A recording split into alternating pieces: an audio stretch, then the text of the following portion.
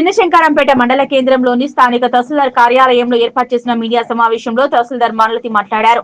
రానున్న 48 గంటల్లో భారీ నుంచి అతి భారీ వర్షాలు పడే అవకాశం ఉన్నదని ప్రజలంతా అప్రమత్తంగా ఉండాలన్నారు.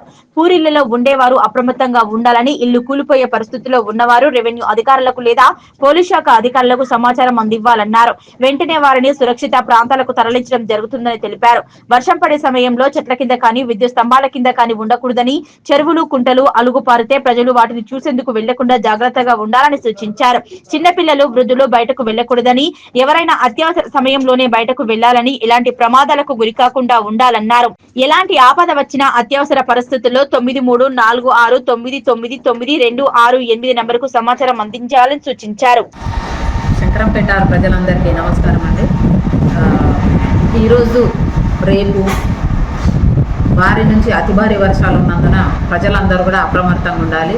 లోతట్టు ప్రాంత ప్రజలు ముందుగానే అప్రమత్తంగా ఉండి, ఒకవేళ వర్షం స్టార్ట్ అయిన వెంటనే ఏదైనా ఇబ్బంది ఉంటే మాకు ఇంటిమేషన్ ఇవ్వాలి. తహసీల్దార్ శంకరంపేట గారికి ఫోన్ నంబర్ కూడా మేము ఫోన్ నంబర్ 9346999268 అనే నంబర్కి ఫోన్ చేసేసి చెప్తే మీకు ఎలాంటి సమయంలోనైనా మేము అందుబాటులో ఉంటాం.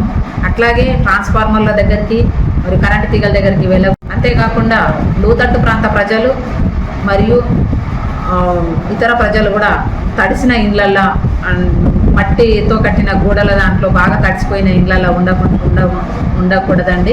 ఎందుకంటే బాగా తడిసిన గోడలు కూలిపోతాయి కాబట్టి, నైట్లో ఏదన్నా అయితే ప్రాబ్లం అవుతుంది కాబట్టి ఎవరు కూడా అట్లాంటి ఇండ్లలో ఉండకండి. అట్లాగే ఇంకా చెరువుల దగ్గరికి కానీ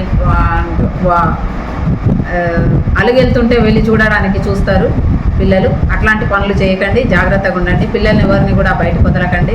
అట్లాగే వర్షం స్టార్ట్ అయిన తర్వాత కానీ చూద్దామని కానీ బయటకు వచ్చేస్తే ఎక్కడ ఎలాంటి ప్రమాదం కొంచెం ఉందో తెలియదు కాబట్టి ఎవరు కూడా వర్షం స్టార్ట్ అయిన తర్వాత బయటకు రాకండి, జాగ్రత్తగా ఉండండి. చెట్ల నీడన కరెంటు స్తంభాల కొంటే ఎవరు కూడా నిల్చోవద్దండి. ఈ భారీ వర్షాలు తగ్గేంత వరకు మా ఆఫీస్ 24 గంటలు పనిచేస్తుంది కాబట్టి రెవెన్యూ పోలీస్ యంత్రాంగానికి మీరు ఎవరికైనా ఇంటిమేషన్ చేయొచ్చు. మేము ఎప్పటికీ మీకు 24 గంటలు అందుబాటులో ఉంటాము. మీకు ఏ ఆపద వచ్చినా కానీ మేము ఆదుకుంటామని చెప్పేసి తెలియజేస్తూ భరోసా ఇస్తాం. సమయంలోనే బయటికి వెళ్ళండి. ఇలాంటి మిగతా సమయాలలో ఇంటి పట్టున ఉండడం మంచిది. కాబట్టి మీకు ఏదైనా అత్యవసరం వచ్చి హాస్పిటల్ది అట్లాంటిది అయితే మాత్రమే బయటికి వెళ్ళగలరని కోరుకుంటున్నాం.